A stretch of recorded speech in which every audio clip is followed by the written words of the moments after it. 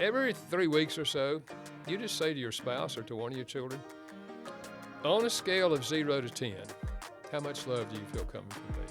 And whatever they say, if it's anything less than 10, you say, well, what could I do this week that would be most meaningful to you? And sometimes it won't be their primary language. There's circumstances that are going on in their lives that one of the others would be more important. It's a way of keeping it on the front burner and staying tuned into each other.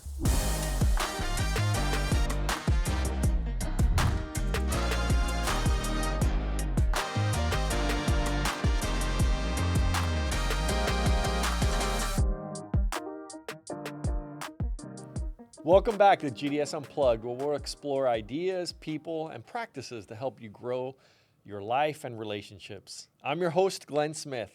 Today, I'm honored to sit down with Dr. Gary Chapman, the best-selling author of The 5 Love Languages. His book has sold over 20 million copies worldwide and been translated into dozens of languages and transformed the life of millions around the world. Beyond being a writer, Dr. Gary Chapman has decades of experience as a counselor, pastor, and teacher, helping people strengthen their marriages, families, and friendships. Whether you're new to the concept of the 5 love languages or you've been using it for years, I think you'll walk away with practical tools to better understand yourself and the people you care about most. Dr. Gary Chapman, it's a privilege to have you here, and I'm really excited about today's conversation. Well, thank you. It's great to be with you. For those that have not heard of the 5 love languages, can you break it down of how it came to be? Yeah, it grew out of my counseling. I realized that what made one person feel loved did not make another person feel loved. A wife would say to me in the counseling office, I just don't feel any love coming from him. And he would say, I don't understand that. I do this and this and this and this and this. Why would she not feel loved? And I knew he was sincere. In his mind, he was loving her. It wasn't connected emotionally. So eventually what I did was sit down and read several years of notes that I made when I was counseling and ask myself the question, when someone said, I feel like my spouse doesn't love me, what did they want? What were they complaining about? And their answers fell into 5 categories, and I later called them the 5 love languages. I started using that in my counseling. If you want her to feel love, you've got to learn to express love in her language. If you want him to feel love, you've got to learn to speak his language. And I would help couples discover their language, challenge them to go home and try it, and sometimes they'd come back the next session and say, Gary, this is changing the whole climate. So then I started teaching it in small groups. And probably 5 years later, I thought if I could put this concept in a book, maybe I could help a lot of couples. I would never have time to see my office. Little did I know, as you said, it would sell over 20 million copies. But the 5 love languages are, and these are in no particular order. Sure. One is words of affirmation. You know, you look nice in that outfit. I really appreciate what you did. Just words that affirm the other person. One is acts of service, doing something to show your love. In a marriage, it's such things as cooking meals, washing dishes, washing the car, walking the dog, changing the baby's diaper, Sure. anything. And then gifts. It's universal to give gifts as an expression of love. And they don't have to be expensive. We've always said it's the thought that counts.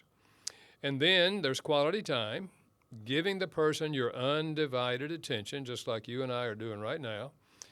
And then number 5 is physical touch, affirming physical touches. And for some people, this is their language. So when couples understand the concept, and if they're willing to take the quiz and learn each other's love language, they now know how to express love in a way that's meaningful to the other person. And you can have like multiple or primary and secondary love languages too, right? Yes, number 1 and number 2 may be very, very close. Okay. And sometimes people say they came out even to me in the quiz. And I say, okay, you're bilingual. Okay, either one of those is going to speak deeply to you. So yeah, and it doesn't mean that the others are unimportant. I mean, we're not going to turn away any one of these. They're all fine. But if we don't receive love in our primary language, we will not feel loved, even though they may be speaking some of the other languages. I remember a 13-year-old young boy had run away from home. He ended up in my office. In the context of our talk, he said, my parents don't love me. They love my brother, but they don't love me. I knew his parents. I knew they loved him, The problem is they had never discovered his primary language and they weren't speaking it, so he didn't feel loved. So it applies in all human relationships, not just in marriage, though the original book was written to those who are married. Yeah, and I know you've had secondary books since then, how this can apply to business and other factors out there. So it's becoming even more widespread because of the other applications it can have. Yeah, and the reason for the other books that I've written is applying it to children, to teenagers, single adults, how it relates to their parents, their siblings, their roommates, their dating partners, a special military edition. I speak on a lot of military bases on how you can speak these languages when you're deployed. And they gave us ideas because they've been using the original book for years in the military. And we got great ideas on that. So, can you please share the story that you shared with me earlier about the physical touch, how somebody was able to share physical touch with somebody who was deployed? I thought that was pretty powerful. Yeah, you would think it'd be impossible if they're half a world away. But one lady said, I knew his love language was physical touch. So while he was deployed, I traced my hand on a sheet of paper and mailed it to him with a note that said, "Put your hand on my hand. I want to hold your hand." That's powerful. He came back later. He said, "Gary, every time I put my hand on that paper, I felt her." And then there was a gentleman who said, well, her love language was physical touch. So before I left, I said to her, "I'm going to leave this jean jacket here. Anytime you need a hug, you put it on and I'll hug you." She said, "Gary, every time I put it on, I felt his arms around me." That's crazy. So, yeah, I'm really excited about that book. And so if somebody's applying these love languages, right, let's say somebody totally buys into the concept, but their spouse is not really buying into it, what advice would you give them? I'd say love can start with one person. So if they're not interested in reading the book, they don't want to talk about it, you determine their love language. And there's some informal ways you can do that. How do they typically express love or appreciation to other people? Sure. If you hear them always giving compliments, that's probably their language. What do they complain about most often? That also reveals the language. And what do they request of you most often? So you determine their love language, and you start speaking their love language. They're going to see a difference, and they're going to begin to feel your love. Love stimulates love. So they start feeling your love, and they're likely going to say to you a few weeks down the road, "What's going on with you?" "What do you mean?" "Well, you've been loving me and I'm more than usual." And you say, "Well, I've read this book." And, now you explain to them, and now they might be willing to think, "Oh, well, maybe I ought to look at that." Don't wait until they're willing. You take the initiative to love them in their love language. What about when people have misaligned love languages, right? I mean, I'm assuming that's pretty common for it to be maybe words of affirmation for one person, quality time to another. How does one kind of come to an appreciation of what the other person's love language, meaning they've already figured it out, but maybe it's hard for them to give that love language? Well, in a marriage, almost never does a husband and wife have the same love language. It does happen, but even if they have the same language, they'll likely have different dialects of that language. I remember a lady who said, "We both have the same language, acts of service." And she said, "But the things I want him to do for me around the house that make me feel loved are different from the things he wants me to do to make him feel loved." Same language, just different dialects. Now, if your spouse's primary love language is number 5 for you, you're going to have a learning curve. Or if you never received that love language growing up, you'll have a learning curve. I remember the man who said to me, he said, "Dr. Chapman, we read the book, we took the quiz. My wife's love language is words of affirmation. I'm going to be honest with you, I don't know how to do that. I never received any positive words growing up. All I was ever told was, I'm never going to amount to anything, and I'm lazy, and I don't know how to say positive words." And I said to him, "Well, you are where you are. We can't change our history." I said, "But here's the good news. You can learn to speak this language. Now that you know that that's what makes her feel loved, you can learn to speak it." I said, "For example, can you tell me 3 things your wife is good at?" So he thought. He said, "Well, she's a good cook, and she's a good school teacher, and she's a good mother." I wrote those 3 words down. Out beside of them, I wrote 3 sentences, like on the cooking, something like, honey, I haven't told you this, but I really appreciate all the meals you fix. You're a wonderful cook. There's 3 sentences on each one. I said, now go home, twice a day, get in a room by yourself and read these out loud so you hear yourself saying these things. And when you come back next week, I hope you can say them to me without looking at your notes. He said, oh, okay, I'll try. Well, he came back and he said them to me. I said, okay, now here's your assignment. For the next 3 weeks, each week, I want you to give her one of these. I don't care what order, I don't care what day of the week or what time of day, but you give her one every week. I said, now the first time you give it to her, you may want to say it when she's looking in another direction, because looking in her eyes just may blow your mind, okay? Well, he came back after 3 weeks and he had done it. I said, how'd your wife respond? He said, well, on the 3rd week, she said to me, what's going on with you? I've never heard you give me so many compliments. I said, what'd you say? He said, I told her, well, honey, you know, we read that book and we took that quiz and your language is words of affirmation. And I'm just trying to learn how to put my love into words because I do love you. Sure. I said, man, that's a great answer. It's funny. I read this book initially a couple decades ago. My parents had it on the bookshelf. And then in preparation for today's conversation, I listened to it on the audio. And it's funny. Hearing your voice explain some of these concepts, and I've tried to give it a new life, if you will, in my own marriage of trying to do the love languages. I have learned what not to do, and that is to do the dishes and say, hey, kids and Gisela, my wife, I'm performing an act of service here for you. They laugh, but I definitely have gotten a little bit more subtle of how do I show my love, right? It's up to the receiver to receive it. Yeah. When you wrote the book initially, you came up with the 5 love languages. Was it initially maybe 8 love languages, 9, 10, or did you immediately just come up with 5 only? Were there some that were maybe on the cusp of becoming? It was basically just 5 love languages. Now, since then, people have suggested other things to me. One guy said, Dr. Chapman, the 6th love language is chocolate. I said, well, if you bought it, it's a gift. Sure. If you made it, it's an act of service. So I've heard a lot of suggestions, but in my mind, I wasn't dogmatic when I wrote the book. I'm still not dogmatic. But so far, I haven't heard one that doesn't really fit as a dialect within one of these languages. There's many different ways to speak words of affirmation, to be encouraging words, affirming words, and so forth. And many different gifts, many different acts of service, that sort of thing. So, but in fact, I noticed on an Amazon box the other day, it said, our love language is on-time delivery. Yeah. I like that. They should send you a royalty right there. And I would say that's an act of service. That's an act of service to people. Yeah. Very true. With everything going on with how people date now with online apps or whatnot and with AI, do you foresee this changing anything in terms of love languages or how people interact with each other? Well, I think technology can be a help. For example, sending text messages to each other throughout the day, just short little text messages, it's a wonderful thing. Sure.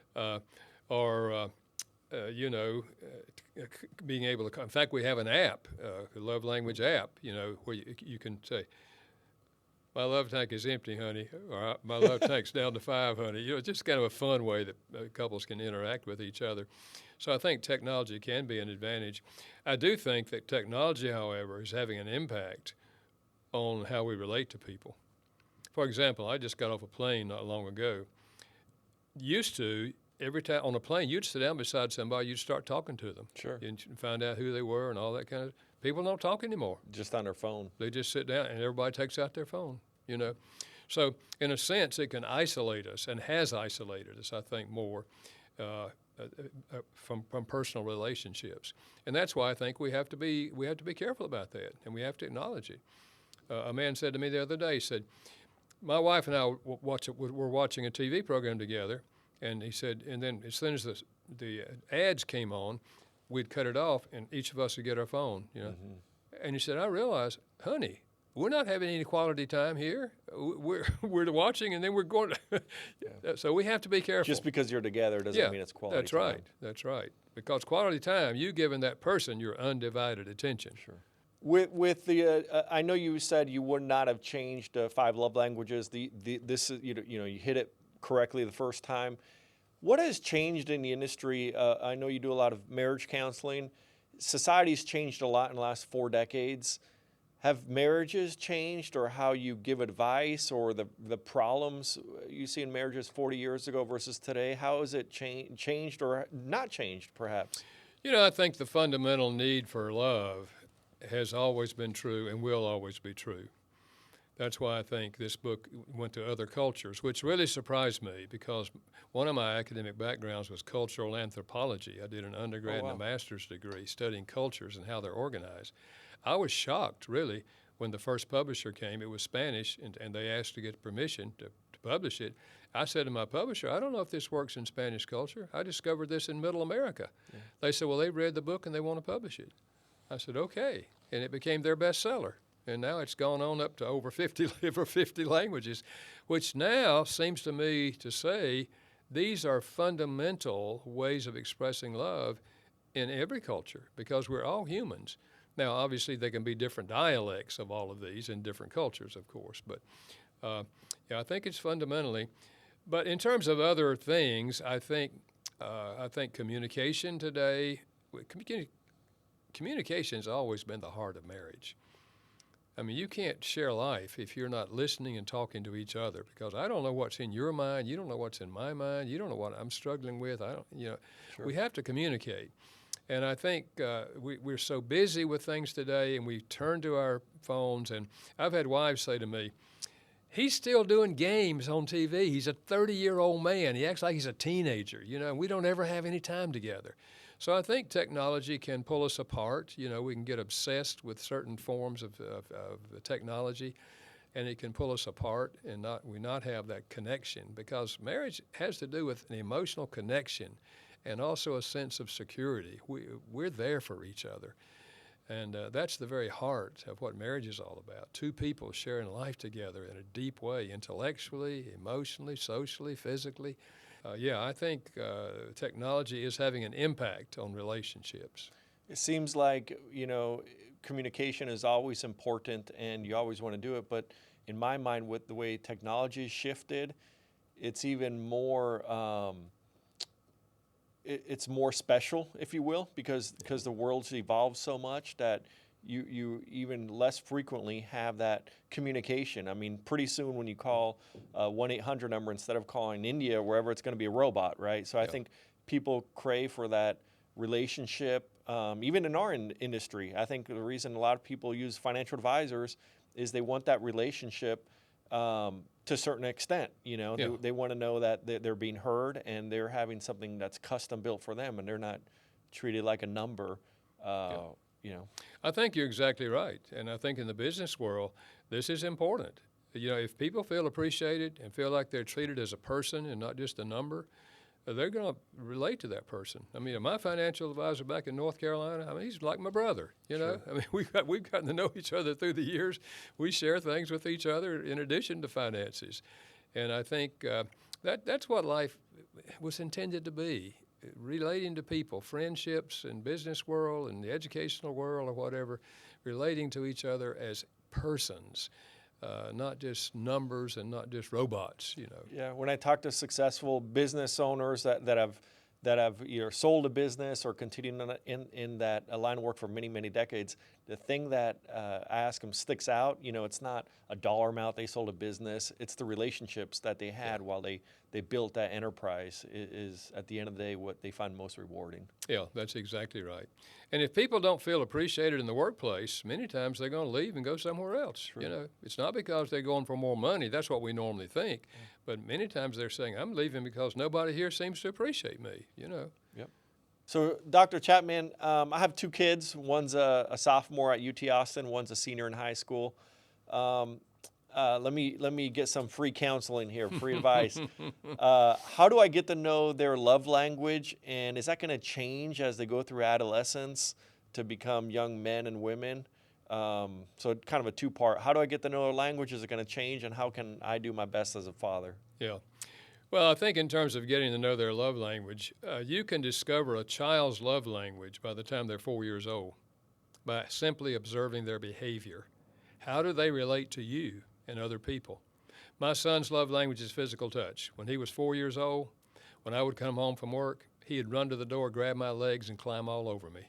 He's touching me because he wants to be touched. My daughter never did that.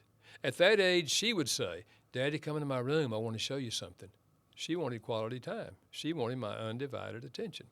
So observing their behavior. Also, what do they request of you most often? For example, my daughter's most common request as a teenager was, "Dad, can we take a walk after dinner?" She's asking me for quality time. Yeah. And then what do they complain about? I had a mother say to me the other day, she said, "My 6-year-old son said to me, 'We don't ever go to the park anymore since the baby came.'" His quality time. He used to have his mother's undivided attention. Now the baby's here. He's complaining. You put those three things together, you can pretty well figure out a child's love language at any age. Okay. Now, I do think, and I've often been asked this, does the love language change when they get to be teenagers? And I've said to them, because they say, "Well, we read your book on the 5 love languages of children. It was really wonderful, but now they're a teenager. It doesn't seem to be working." I don't think the love language changes, but you have to learn new dialects of that language because what you've been doing seems childish. Words of affirmation, you've got to give more adult words now rather than "you sweet little thing, I really love you," you know. Physical touch, for example, when they were 8 years old and they were playing sports, you could go out there on the field and hug them on the field. Don't do that to a teenager. They're going to push you. "Oh, get away, you know. You have to do it in private. Yeah. So you have to adapt to different dialects of that language when they get to be teenagers. Now, people have asked me also in adulthood, do you keep the same love language your whole lifetime? Well, I think there is a sense in which we tend to do that, like many personality traits. But having said that, I think there are seasons of life and circumstances where another love language may jump to the top. For example, a wife who has 2 preschool children. Acts of service may not be her language, but during those years, it's probably going to jump to the top because she's overwhelmed. Yeah, exhausted. Yeah. Or just circumstances. Maybe your spouse gets off the phone and they start crying. And you say, "Honey, what's wrong?" And they say, "I just heard that my brother died." And they're weeping. Physical touch may not be their language, but for you to walk over there and embrace them while they're weeping, that's probably the most important thing you could do. And I would say this with children and adults. After the children understand the concept, you have to explain the concept to them. And we do have a book for teenagers, a teen's guide to the 5 love languages. So if the teen reads that book and you're reading the one for parents, 5 love languages of teenagers, man, you have some good conversations. Sure. But I would say this, every 3 weeks or so, you just say to your spouse or to one of your children, on a scale of 0 to 10, how much love do you feel coming from me? 10 means you really feel love, 0 means you don't feel love. And whatever they say, if it's anything less than 10, you say, "Well, what could I do this week that would be most meaningful to you?" And sometimes it won't be their primary language. There's circumstances that are going on in their lives that one of the others would be more important. So that's just a way of... You could do that with a spouse too. Yes, right? absolutely. Absolutely. It's a way of keeping it on the front burner and staying tuned into each other. And so keeping that same line, being selfish here and getting advice from my kids. So as my kids one day, hopefully they marry, what's something, I think I know the answer, but I'm going to take advantage of your expertise here. When you're trying to look for a mate, a spouse, does it matter what love language they are? Does that make sense what I'm trying to ask? It does, yeah. I don't think it's necessary that we have the same primary love language. As I said earlier, almost never does a husband and wife have the same language. Yeah. If you did, theoretically, it would be easier for you because it's easier to speak the love language that you want to receive. So theoretically, that would be an advantage. But I wouldn't make a decision to marry or not to marry based on that alone. Sure. A lot of other things are more important than that because we can always learn to speak the other person's love language. You shared a story earlier I'd love for you to share again about somebody who had a certain love language and they had dementia and how they continued to share that love language to them. Do you mind sharing that? Yeah, I wrote a book with a medical doctor. It's called Keeping Love Alive as Memories Fade, and his wife had dementia. And it's not that they keep the same love language they had when they were healthy, but the 5 love languages, as they get near the end of the journey, still give you 5 different ways to express love to them, because the emotional center of the brain is still alive almost to the very end. And so this doctor said to me, for example, he said, when my wife was healthy, gifts was her number 5. But he said near the end, when she couldn't speak or anything, if I gave her an ice cream cone, she'd say, ooh, ooh, ooh. He said, I could live on that for 3 weeks, just the fact that I knew I had touched her emotionally. And my wife's brother was a professor at a university, and he had dementia. And he was near the end. He wasn't responding at all. He would just sit there and look straight ahead. If you moved over here, he wouldn't even look at you. And so she sat in front of him and started singing some old songs that she thought he might recognize, but there was no response. Wow. Then she sang, Jesus loves me, this I know, for the Bible tells me so. He reached out his hand and touched her, and tears came to his eyes. And she knew she had touched him. 3 weeks later, he died. That was her last memory of him.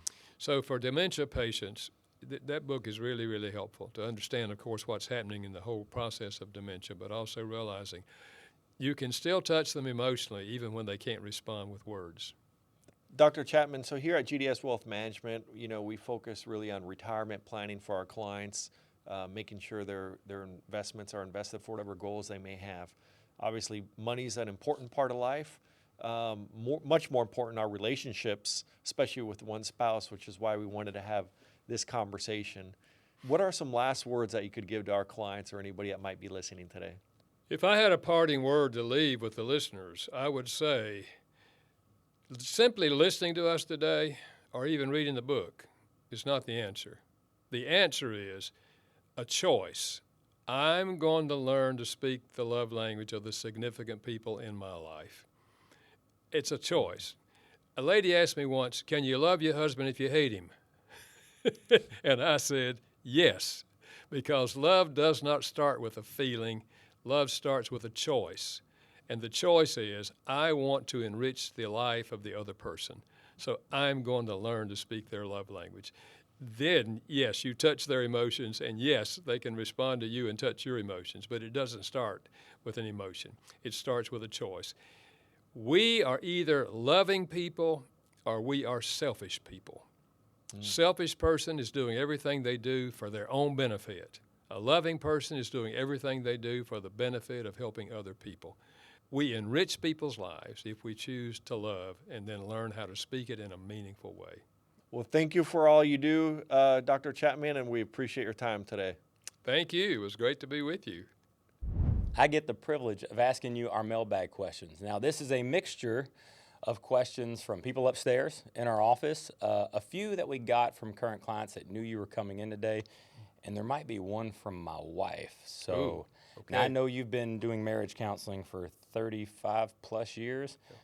I don't want you dissecting me just yet, but we'll get to her question and see how it comes out. First, let me admit, I'm not the biggest reader in the world, and so when I say that I know a book, I think it's pretty important because I don't think many people out there may be readers, but like many people, I've read your book. It was 20 years ago. In fact, my wife and I played a game last week when we knew you were coming in just to see if we could guess each other's love languages. Mm-hmm. I was a bit nervous, though, because we had never read the book together, so I'm like, I don't want to mess this up. But we both guessed each other's. Oh, she said I had 2. I said she had to pick one, and she picked it. I guessed one for her. Nailed it. So good. Very good. I say God blessed me in a lot of ways with this woman. She truly is my best friend. So here's to the questions. You sat across from countless couples, and you've lived your own marriage. What has love taught you about yourself that you could never learn otherwise? It's the realization that the most important thing you can do for anyone is to love them in a meaningful way. because one of our deepest emotional needs as humans is the need to feel loved. So if I choose to communicate to you that I value you as a person, that I care about you, and I do it in a way that's meaningful to you, makes it even better. But even if I don't speak your love language, if I have the attitude of love that I want to enrich your life, is there anything I could do that would be meaningful to you or helpful to you? If I have that attitude, then I'm going to have an impact, a positive impact on the people that I encounter. That's why I say to everyone, choose love as a way of life. Choose the attitude of love. The wonderful thing about attitude is we choose our attitude. We don't choose our feelings. We choose how we respond to our feelings, but we don't choose our feelings. We choose our attitudes, however. So let's choose to have an attitude of love. And if we do, we'll find ways to express it to people that will be meaningful, and we will make a positive impact in the world. Thank you. I have a follow-up to that. It's not actually on the question, but as you're talking, I'm getting to thinking, what about people that they mean well, right? But love is just, they're not the emotional type, right? They're more introverted. How can they show love and learn other people's love if it's... Well, you don't have to be the emotional type to have an attitude of love, because that's a choice that you're making. How do I want to impact other people? Do I want to see what I can get out of them? There are people like that. There are people who have businesses. That's their attitude. They're in this business to make money for themselves. There's other people that are in business that they want everything they do to enrich the lives of the people that they serve. That's the kind of business you guys have, reaching out in love to people. And so I would say it doesn't matter what your personality is, whether you're an introvert or an extrovert. You choose an attitude of love, you're going to have a positive impact on the people that you encounter. I agree. And it's funny, when Glenn and I first started out, it was all about our clients, and it still is. Yeah. But as our team has grown and we've had team leads and people in leadership roles, we always talk with them, especially over the past few months and years, of how they need to understand what's important to their team, not just the clients, but their team, so the business can continue the mission that we started in the very beginning. Yeah. So thank you. Question number 2, since we're a financial firm, right, this is money related. And I know finances is probably one of the, I don't say the biggest, but probably one of the biggest arguments that couples may have, and probably causes of divorce. What is the most common money-related love language conflicts you've seen in couples? I would say the most common thing I hear in my office is related to money, is one of them criticizing the other for spending too much money. I've heard that over and over in my office. Too many Amazon packages showing up at the door? Yes. Okay. And it can be a husband criticizing the wife. It can be a wife criticizing the husband. Because typically one of them is more of a spender and the other is more of a saver. Can it be a business partner criticizing a business partner? It could be. Where's Glenn out there? There he is. Yeah, he's smirking over there. Yeah. But I do think that's the most common problem, because everybody knows that there's limited funds. If you have a job and you're making money every month and the money's coming in about the same every month, then you have limited funds as to how you can spend it each month. And so if one goes out and buys a heavy, expensive thing without telling the other, then they're likely to get criticized for it, you know. So what I say is, what about setting a limit and just say, either one of us can spend this much money any month and do what we want to with. But if it's anything over that amount, and you decide what that amount is, anything over that, we're going to discuss with each other before we buy it. Is that a fair deal? That has helped a lot of couples stay on the right track. I'm going to have to steal that one with Okay. my wife. Question 3. What is the simplest financial act of service a spouse can do that speaks volumes? Our business partner. I think being a responsible handler of the funds in a family, that is, you're paying the bills on a regular basis. If you have extra money, you're investing it wisely. That's probably the greatest act of service we can do financially for our spouse. Typically, one person is managing the money, and that doesn't mean that they're controlling everything, but they're paying the bills and they're balancing the checkbook and those kind of things. And I think being responsible in that is a way of serving the other person. And typically, one would like for the other person to do it. You know, when we started our marriage, my wife kept the books and she paid the bills and all that, but about 6 months into it, she said, honey, could you start doing this? I said, well, I could, but why? She said, it hurts my stomach. Because we had almost nothing when we got married, you know, and she was trying to figure out how to pay the bill. So I said, well, I'll be happy to, honey. So, you know, so I do that now, and I do that through the years, and she's happy for me to do it, you know, and she knows that, again, she can spend however much, whatever we've agreed on, she can spend it any way she wants to spend it. And you've been married 63 years? 64 years. 64 years. My wife says that's impossible because she says she's only 49. I love that. Thank you. Question 4. After spending decades helping people love better, what do you think is the biggest misconception couples still have about making love last? And after 64 years, I'm sure you know. I think probably the biggest misconception is that we have the understanding that love is an emotion and that you're not meeting my needs. We're all self-centered, let's face it. And there's a good part to that because that means we get sleep and eat right and so forth. But when it becomes selfishness, that I approach my relationship in terms of selfishness, and many people read the love language book, and their basic theme is, now you know my love language, and you not speaking my love language. You know, it's selfish. And so I would say that's the biggest hurdle, is that we focus on ourself and meeting our needs for love, our need for love, rather than focusing on the other person, whether it's in a marriage or a friendship or a business relationship. Rather than focusing on them, we're focusing on ourselves. I think that's the biggest problem in terms of relationships, and it's that misunderstanding or misemphasis on getting your needs met emotionally rather than trying to meet the emotional needs of the other person.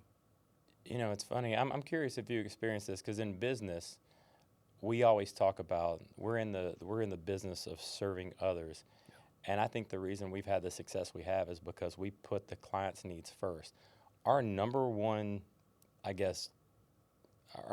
purpose when we meet a new potential client or client is, you tell me what's important to you, and then I'll build a plan, and I'll build this relationship wrapped around what's important to you.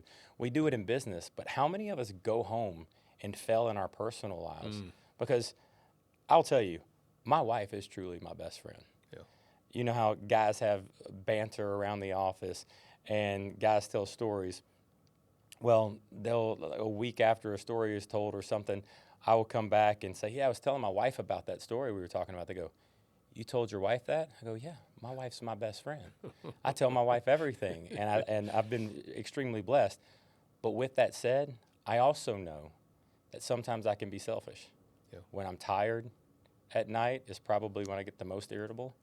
So I spend all this time at the office focused on, you know, clients and the people here that sometimes I lack in the home world. Is that normal? Well, I think it probably is, because at home, we come home with all the stress we've been through, whatever it is, and we bring that home. But what I would say is this: another key to a long-term healthy marriage is apologizing when we realize we've done wrong. Right. That's why I wrote the book called The 5 Apology Languages, because we have different ideas on what a sincere apology looks like. I say it's essential to a long-term healthy marriage or any long-term healthy relationship, because none of us are perfect. And you don't have to be perfect to have a long-term healthy marriage, but you do have to deal with your failures, and that means apologizing, and that means forgiving the person who's apologizing to you.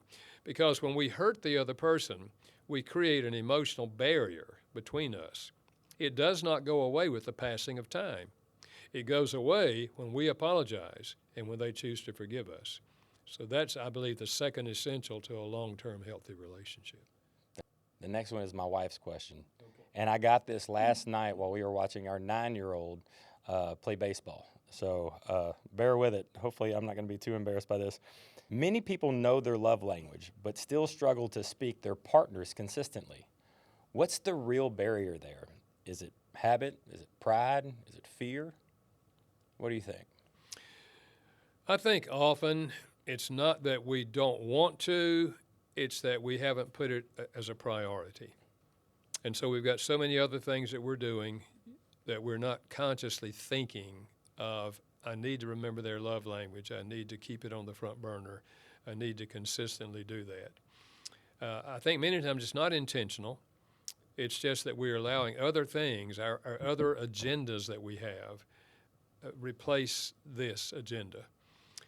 And if we can understand that meeting our the emotional needs of my spouse and communicating love to them is going to make everything else easier in my life. Because when a person feels loved, love stimulates love. And so I don't think it's necessarily that they don't want to. It's that they're letting other agenda items get in the place of this. So busy doing other things that they don't remember that I need to be doing this. That's why I say to couples once in a while, say to your spouse, on a scale of 0 to 10, how much love do you feel coming from me to this week? I'm terrified of doing that. I think she would give me a 10, but I'm terrified of it. Well, give it a shot and see what happens. Glenn, on a scale of 1 to 10, how much love? Give you a 2. No, I'm asking about you. How much love do you feel from me? I don't think about love from you. You see what I put up with on a daily basis? All right. So Glenn asked this earlier, especially with kids, and I have 2 boys, love them to death. They're great. But I want to ask it in a different way. We talked about, do people's love languages change?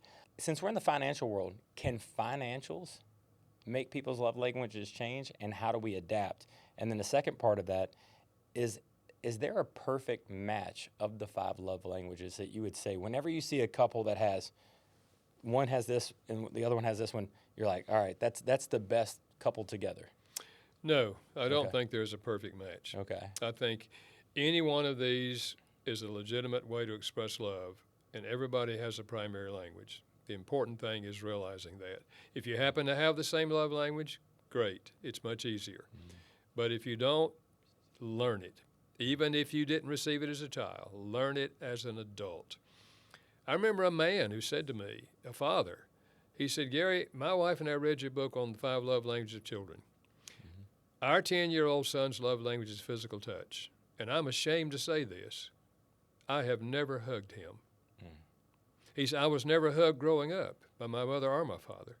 And it just doesn't come natural for me. And he said, I don't know what to do. And I said, well, you can learn this language as an adult now that you know how important it is to your son. I said, come up here and stand beside me. I said, take your right hand and just touch me on the shoulder. He said, really? I said, yeah, just not hard, just touch me. I said, that's your homework this week. You go home and just touch your son. I said, if you want to hit him and run, that's okay, just touch him. And then I kept going increments. You know, next week it was shoulder and 2 little pats on the back until I got up to the place of time to hug. I stood up and said, now hug me. He said, Gary, you serious? I said, yeah, hug me. His arms were like lead. He finally got him up, and I waited for him to reach in. He didn't. I reached out and grabbed him, pulled him in. And when I did, he put his arms around me. I said, now this is the week. You're going to walk up and hug your son. I said, I don't care if you hug him from the back or the side or the front, but you hug him this week. He said, man, I hope I can do it. I said, well, you just hug me. You can do it. And he did. And he came back, and I said, okay, now this week you're going to hug him twice. And we just kept going up till we got hug every day.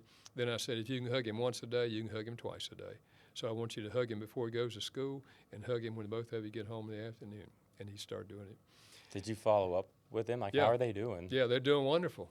How's the son now? Yeah, his son's on up to 20 now or so, yeah. Did it change their relationship? Absolutely. That child became devoted to him. You know, I think one of the saddest things that I see in family life is a father who, it could be a mother too, but a father who gives himself to vocation. He's successful in his vocation. He makes enough money to support the family and so forth, but he didn't have an emotional relationship with his children. I was at a cemetery after a funeral not too long ago, and the man's son, the man who died, his son was there, and I'd never met him, but I found out he was 25 years old. And after it was all over, I just started talking to him, and I asked him, I said, how'd you and your dad get along? And he said, I really never knew my dad. I said, what do you mean? He said he had a job where he was gone 5 days a week.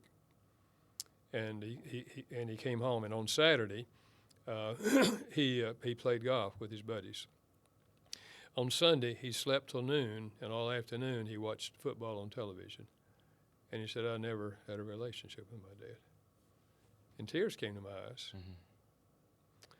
And he said, I appreciated my dad. He paid my college bills and all of that, and I'm deeply grateful for that. And I assumed he loved me, but I never had a relationship with him.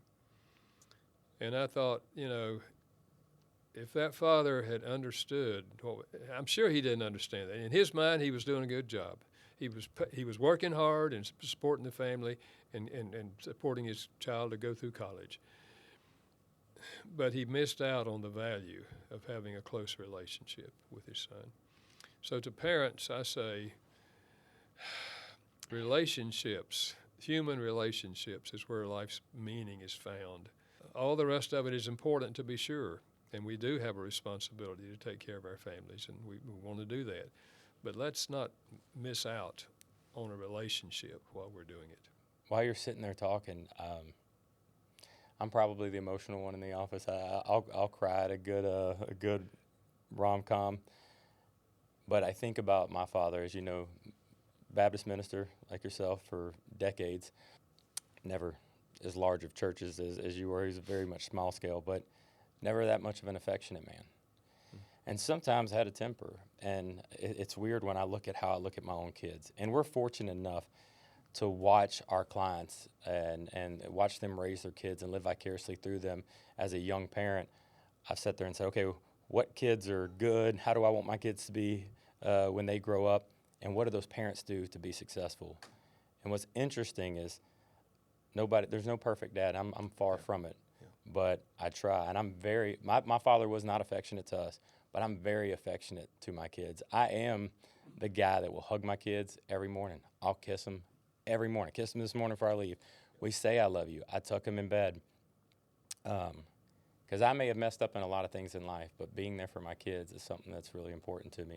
Yeah. And I don't know how, I got my dad's temper. Sometimes I have a temper with being a short fuse with my kids.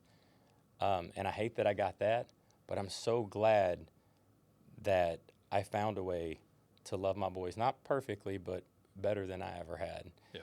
And so I think that's why it's emotional, why that hit a chord with me as you're talking about that. Yeah. So yeah. Thank you. I may need this one. What is the quickest way to ruin a money conversation with your spouse? I told you so. Probably being critical. Yeah. Being critical.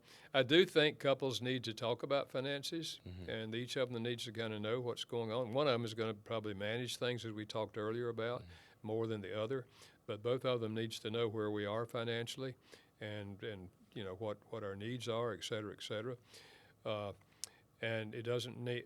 One should not be making huge decisions financially without the other person being aware of what decisions are being made, because we're partners, and so you can really throw a wrench in the middle of everything if you make some huge decision to purchase this, that, or the other thing, and you don't share it with your spouse. So I just think let's communicate about finances just like we do about everything else in life. At least in a healthy relationship, that's what happens. This last question, we can close out with it. It came over twice, but I don't know, just hearing you talk, if there's an answer to this. Maybe I'm wrong. Which love language gives the best return on investment in a marriage? It is the primary love language of your spouse.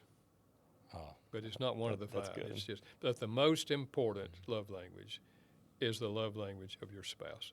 That will give the greatest positive impact on them and on you, because you're meeting one of their deepest emotional needs. So that's the most important love language. Well, Dr. Chapman, thank you again. I'm not going to lie, I'm super excited about this. I don't really geek out that often, but when I heard you were coming, I was getting super excited. I don't know a ton of authors of books, and to meet you is just one of the only books I've ever read is just super exciting. So thank everybody for watching.